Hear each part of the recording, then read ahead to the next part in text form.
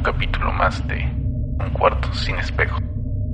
La gente de ciudad cree que las montañas son solo tierra, roca y árboles, lugares pacíficos a los que uno va para escapar del ruido. Qué equivocados están. Los que crecimos cerca de las faldas de los cerros sabemos que las montañas imponen un respeto que raya en el miedo.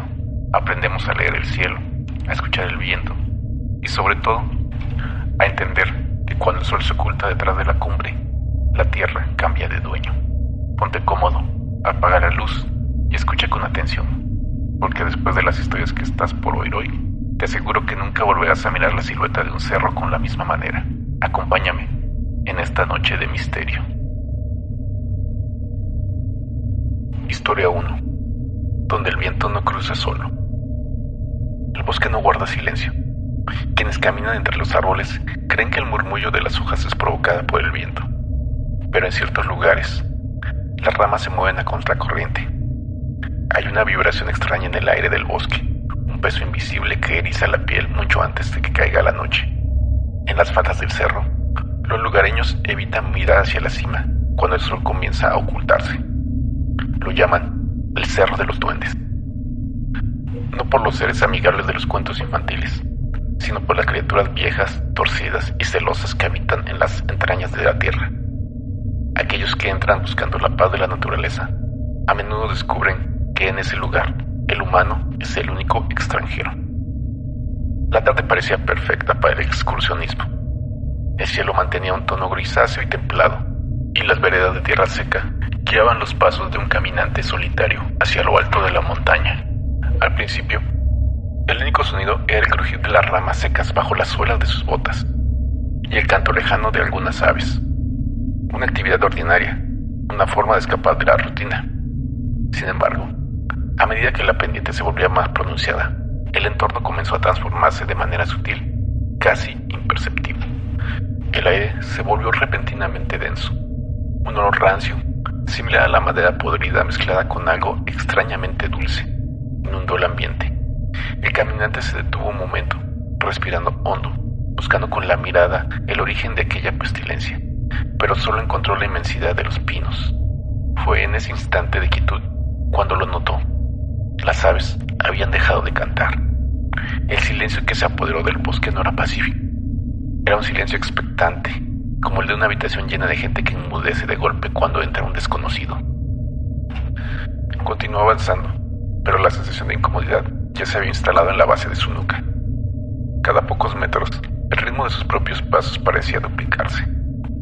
Daba un paso y un milisegundo después se escuchaba un leve eco sobre la hojarasca, justo a sus espaldas. Al voltear, la vereda estaba completamente vacía, solo las sombras de los árboles alargándose con el atardecer. La temperatura descendió de golpe. No fue el enfriamiento natural de la tarde, sino un golpe de frío helado que le caló los huesos y congeló su aliento en el aire. Entonces comenzaron los ruidos. No eran animales, era el sonido de sutiles risas ahogadas, como murmullos de niños pequeños escondidos entre los matorrales. Las voces cambiaban de lugar con velocidad imposible. Primero a la derecha, luego detrás de un tronco, después flotando por encima de las copas de los árboles. Eran palabras arrastradas, un dialecto incomprensible que sonaba pesado, antiguo y burlón. El excursionista apresuró el paso, decidiendo que era hora de abortar la ruta y regresar. Pero al mirar el suelo, la vereda de tierra que lo había traído hasta allí ya no estaba. En su lugar, el terreno se abría en múltiples senderos idénticos, rodeados por formaciones de piedra que juraría no haber visto antes. Las montañas estaban cambiando de forma. El bosque lo estaba acercando. El pánico frío y agudo comenzó a nublar su juicio. Los murmullos se transformaron en golpes secos. Toc, toc, toc. El sonido de piedras pequeñas siendo golpeadas una contra otra. Un código rítmico que parecía rodearlo por completo.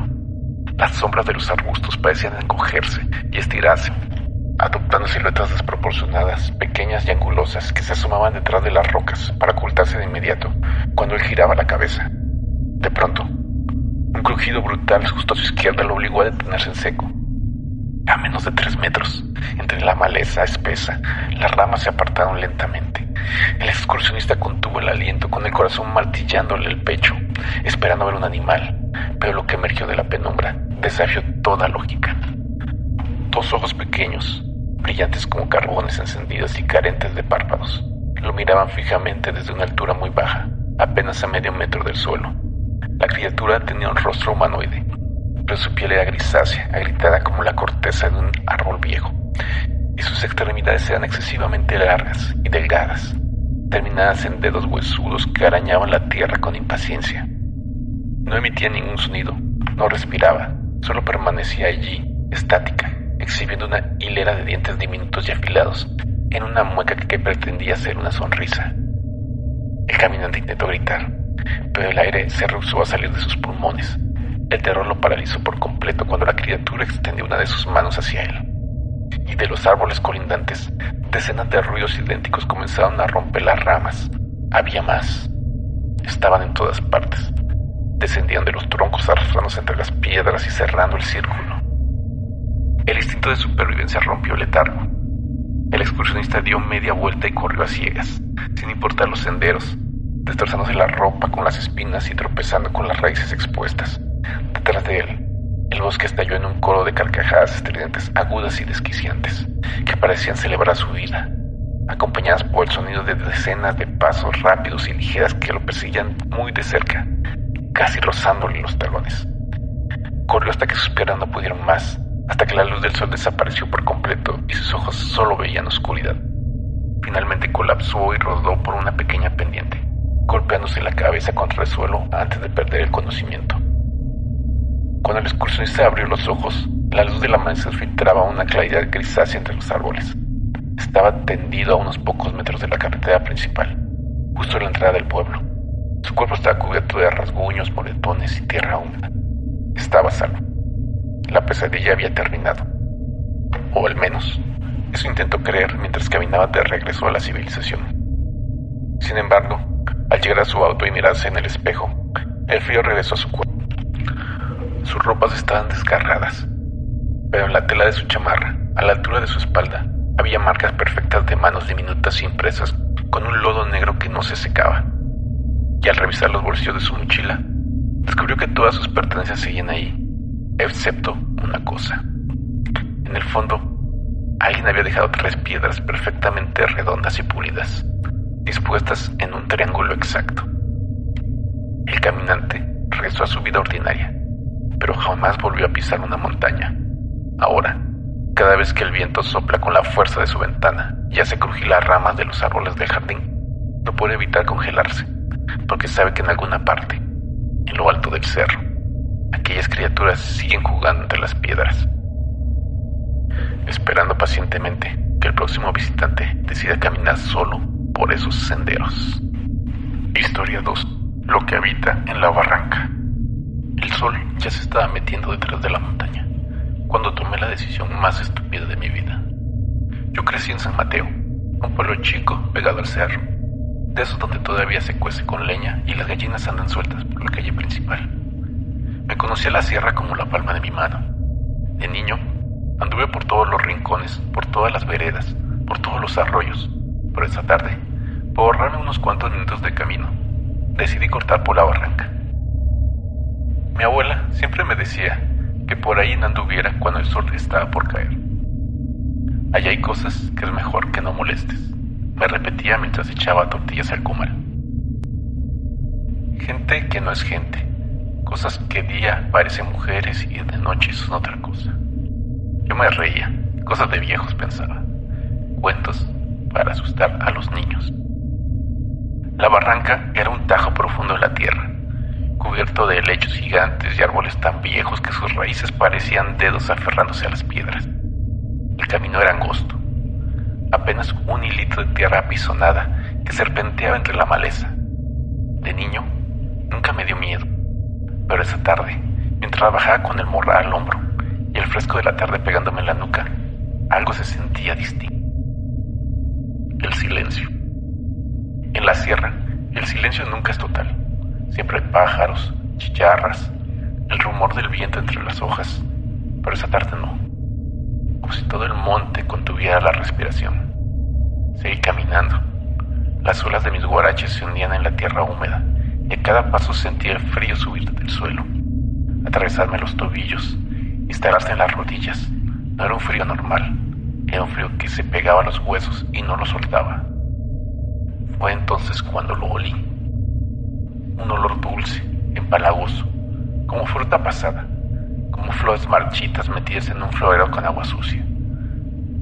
El olor venía de más adelante, de un claro que se abría entre los árboles, donde crecía un encino enorme que yo recordaba de mis andanzas de chamaco. Le decíamos el árbol de las barbas, o el musgo gris que le colgaba de las ramas como mechones de pelo viejo. Me detuve.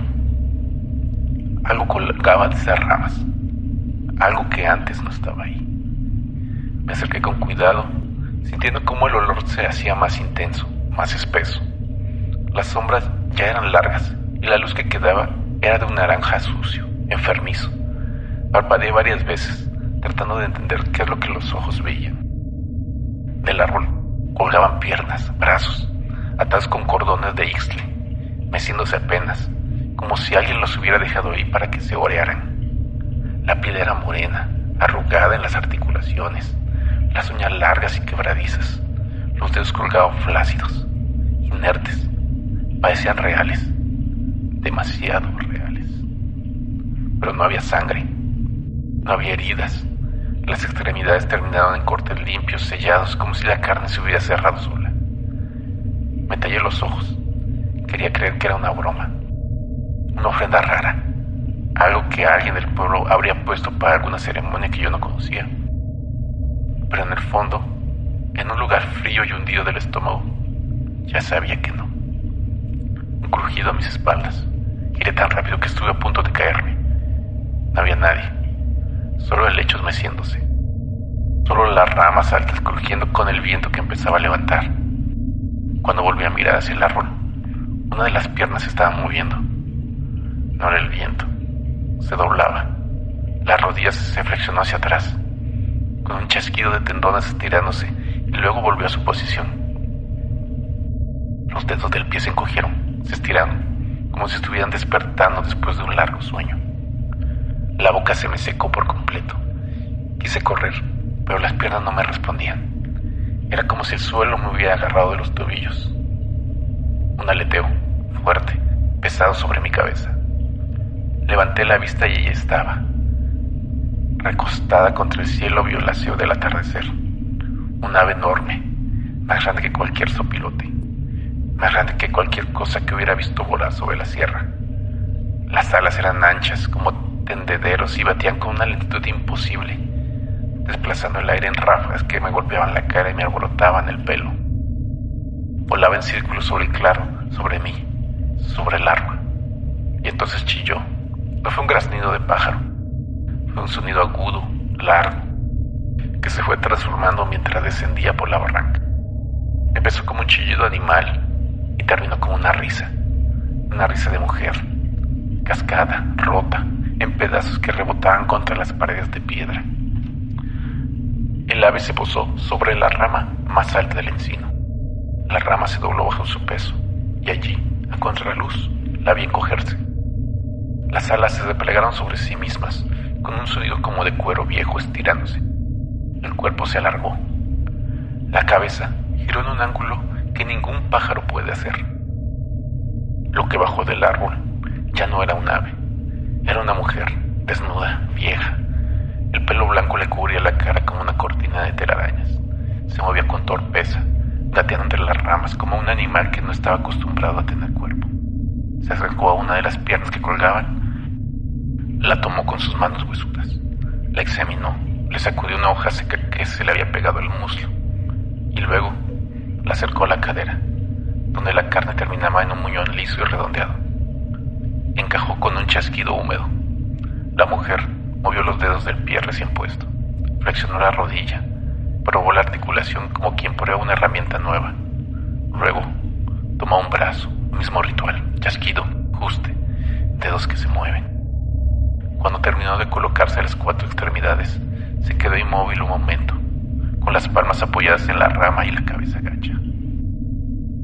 Luego levantó la cara y me miró. No vi sus ojos, no pude. Lo que había detrás del pelo no eran ojos, eran 2 cuencas negras, vacías, que sin embargo me recorrían entero. Supe que me estaba viendo porque sentía el peso de esa mirada, como si alguien me hubiera puesto una piedra fría sobre el pecho. Abrió los ojos, los dientes eran pocos, amarillos, torcidos, y habló. Ya te vi, muchacho. La voz no salía de su garganta, salió de todas partes, de los árboles, de las piedras, del suelo. Una voz ronca que se me metió por los oídos y me bajó por la columna como un chorro de agua helada. Eso me soltó las piernas. Corrí como nunca en la vida, tropezándome con las raíces, rasgándome los brazos con las zarzas y sin mirar atrás. El monte se había vuelto un laberinto. Los árboles que conocía desde niño parecían distintos, torcidos, puestos en lugares que no debían estar. La vereda desaparecía y aparecía a su antojo, como si el cerro estuviera jugando conmigo. A mis espaldas, el aleteo empezó otra vez. No me persiguió, no me alcanzó, pero lo escuché durante el camino, manteniendo el ritmo, batiendo en la distancia exacta para que yo supiera que seguía ahí. Llegué al pueblo ya de noche, con los guaraches perdidos, los pies ensangrentados y la voz ida. Mi abuela me encontró tirado en el patio, gritando a pesar de que ya no hacía frío. Me metió a la casa, me envolvió en una cobija y me dio un té de hojas que sabía amargo. No me preguntó nada. No necesitaba hacerlo. Antes de dormirme, le escuché murmurar mientras echaba sal en el umbral de la puerta. Te dije que por ahí no anduvieras. Han pasado años. No he vuelto a poner un pie en la barra. Evito incluso pasar cerca. Cuando voy al monte a leñar, camino más de la cuenta con tal de rodear ese lugar. Pero anoche, mientras cerraba las ventanas de mi cuarto, lo volví a oler. Ese olor empalagoso a fruta podrida venía de afuera del patio. No salí a revisar. Me quedé quieto, con la mano en la ventana, escuchando. Y en el silencio de la madrugada, desde algún lugar cercano, me pareció oír un aleteo, uno solo, y luego nada. Historia 3. El que se columpia en la niebla. El viento olía a tierra mojada y algo más, algo que no supe identificar entonces, pero que ahora reconozco de inmediato. Azufre, un olor seco, metálico, como el que sueltan los cohetes después de reventar en una fiesta patronal. Estábamos en la cima del monte. El sol acababa de esconderse y el cielo de una herida abierta entre morada y roja que se iba cerrando despacio, mientras la noche se la tragaba desde los bordes. Abajo, la niebla se acumulaba en el valle como algodón sucio, cubriendo todo menos los dos cerros. Los dos cerros eran casi igual, el nuestro y el de enfrente, separados por un tajo de aire frío y niebla, mirándose como dos animales a punto de chocar. Los lugareños les dicen los gemelos, pero nadie les ha puesto un nombre de pila. Para la gente de por aquí, esos cerros ni se nombran. Se señalan con la barbilla, en silencio, y se cambian de tema. Subimos por la tarde. Éramos 4. Mi primo Beto, que había venido de una visita desde la capital, sus 2 amigos de la universidad, Raúl y Lore, y yo, que soy el único de esta zona. Yo fui el que les dijo que no subieran, pero Beto es necio, siempre lo fue. Cuando éramos niños se metía en los terrenos abandonados, en las casas en ruinas, en los arroyos crecidos. Decía que el miedo era para los que no tenían imaginación. Ojalá no hubiera tenido imaginación. Ojalá no hubiera visto nada. La subida fue difícil. El sendero estaba borrado por la maleza, como si el monte mismo no quisiera que nadie llegara a la punta. Las espinas de los huizaches se nos clavaban en los brazos, y el sudor se me resbalaba por la frente y me ardía en los ojos. A cada paso sentía que alguien me observaba, pero cuando volteaba no había nada, solo arbustos, solo piedras, solo el silencio. La cueva apareció sin avisar, un agujero negro en la roca, con la boca torcida como si el cerro estuviera haciendo una mueca.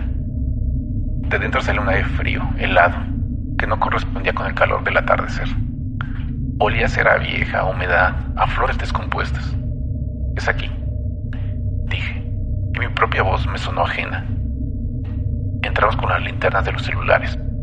La luz azulada iluminaba paredes irregulares, estalactitas pequeñas con colmillos, y al fondo, el altar. Era humilde, una mesa de madera tosca, cubierta con un mantel blanco que alguna vez lo fue, ahora amarillento y roído por las polillas. Encima, una imagen de San Miguel Arcángel, con la espada levantada, rodeada de veladoras de vaso, la mayoría consumida hasta el fondo. Alguien había dejado flores de cempasúchil, pero estaban secas, quebradizas, como dedos de viejo, y frente a la imagen, un rosario de cuentas negras que brillaba con la luz de las linternas. «Ven, solo es un altar», dijo Beto, con esa voz de sábelo-todo que me crispaba los nervios. Nada del otro mundo. Raúl tomó fotos con el celular, lo desapersignó, y yo me quedé mirando las veladoras. No tenían polvo. Todas las demás superficies de la cueva estaban cubiertas de una capa fina de tierra, pero los vasos de las veladoras no. Alguien los había limpiado. Alguien las había puesto ahí hacía poco. Y en el suelo, junto al altar, había marcas en la tierra, marcas de rodillas, como si alguien hubiera estado rezando esa misma mañana. «Deberíamos irnos», dijo Lore. Tenía la voz temblorosa, de quien se arrepiente de haber venido, pero no quiere parecer cobarde. «Todavía no», respondió Beto. «La leyenda dice que en la luna llena se aparece el diablo a columpiarse entre los cerros. Miren allá afuera». Volteamos hacia la entrada de la cueva. La luna ya había salido. Estaba redonda, enorme, tan cerca que parecía que podías estirar la mano y tocarla. Su luz bañaba el valle, y la niebla con un resplandor lechoso, fantasmal. Los dos cerros se recortaban contra el cielo como siluetas de cartón recortadas por un niño. Y entonces lo escuchamos. Un chirrido metálico, oxidado, que venía de afuera, del aire, del vacío entre los dos cerros. Era un sonido rítmico, adelante y atrás, como las cadenas de un columpio viejo en un parque abandonado. Nadie dijo nada. Las linternas se apagaron. Los cuatro nos quedamos en la oscuridad de la cueva, escuchando. El chirrido continuaba, pausado, cadencioso, y debajo de ese sonido, otro, un quejido, un lamento largo y grave, que subía desde el fondo del valle y nos envolvía. Era una voz, no una voz, algo que intentaba ser una voz, algo que llevaba tanto tiempo sin hablar que había olvidado cómo hacerlo. Las cadenas chirriaban más fuerte ahora, más cerca. Me asomé por la entrada de la cueva, pegado a la roca, con el corazón golpeándome las costillas. La niebla se había abierto un poco, lo justo para ver. Entre los dos cerros, suspendido en el aire, algo se balanceaba. Era una figura negra, recortada contra la luna. No estaba colgada de nada, no había cuerdas, no había cadenas. Flotaba en el vacío y se mecía adelante y atrás, con las piernas colgando y la cabeza ladeada, como un niño que se aburre en un parque. Era alto, muy alto. Las proporciones no eran humanas. Los brazos eran demasiado largos, las piernas demasiado delgadas. De la cabeza le salían dos protuberancias que se curvaban hacia el cielo. Cuernos, o algo que querían ser cuernos. Y nos miraba. No podía verle los ojos, no podía verle la cara, pero sabía que nos miraba. Lo supe porque el frío que sentí en ese momento no venía del viento, venía de adentro, del estómago, de los huesos, un frío que me helaba la sangre y me convertía en lodo. «Vámonos», susurró Raúl, su voz apenas era un hilo. Pero el chirrido se detuvo, de golpe. El silencio que siguió fue peor, porque en ese silencio escuchamos otra cosa, un golpe seco, como algo pesado cayendo sobre la tierra, y luego pasos sobre la roca, sobre el sendero que lleva a la cueva. Algo está subiendo. Algo había dejado de columpiarse y estaba subiendo hacia nosotros. Lore empezó a llorar. Un llanto apretado, de esos que no quieren hacer ruido, pero no lo pueden evitar. Beto ya no decía nada, ni una palabra. Su cara iluminada apenas por el reflejo de la luna estaba pálida, como la cera de las veladoras. Los pasos se acercaban, pesados, lentos, disfrutando cada paso, como quien saborea un caramelo antes de morderlo. Yo cerré los ojos, no por valentía, por cobardía, porque no quería ver lo que iba a aparecer en la entrada de la cueva. Y entonces Una voz.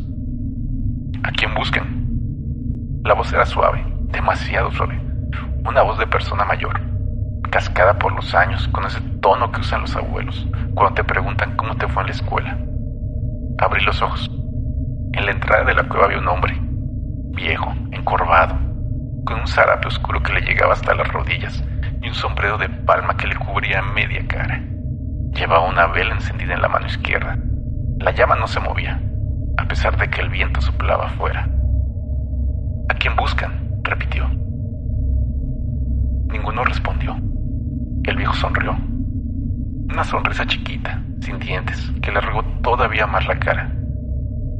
Ellos vinieron a ver al diablo, dijo, señalando a Beto y a sus amigos con un dedo torcido. Pero tú no, tú eres de aquí. Tú sabes que a estos cerros no se viene de noche. Me estaba hablando a mí, solo a mí. Yo puse ese altar, continuó el viejo, señalando con la vela hacia el fondo de la cueva, para proteger al pueblo, para que el que se columpia no baje. Pero si ustedes lo molestan, el altar no va a servir de nada. Se quedó en silencio. La llama de la abuela seguía inmóvil. El viento había dejado de soplar. Todo estaba quieto. Todo estaba muerto. Váyanse, dijo al fin. Váyanse antes de que la luna llegue al centro. Porque cuando la luna está justo arriba, el que se columpia ya no necesita estar entre los cerros. Puede estar en cualquier lugar. No esperamos más. Salimos de la cueva tropezando.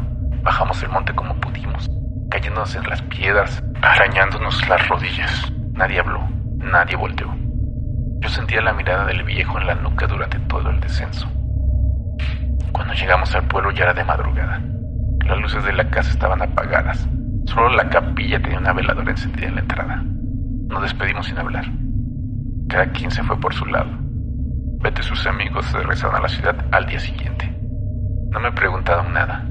No me contaron nada. No hemos vuelto a tocar ese tema. No he vuelto a hablar con ellos. Y nunca he contado este tema. Y espero que esto siga así. El fuego de esta noche comienza a apagarse. Pero las sombras que despertamos siguen ahí, esperando en la oscuridad.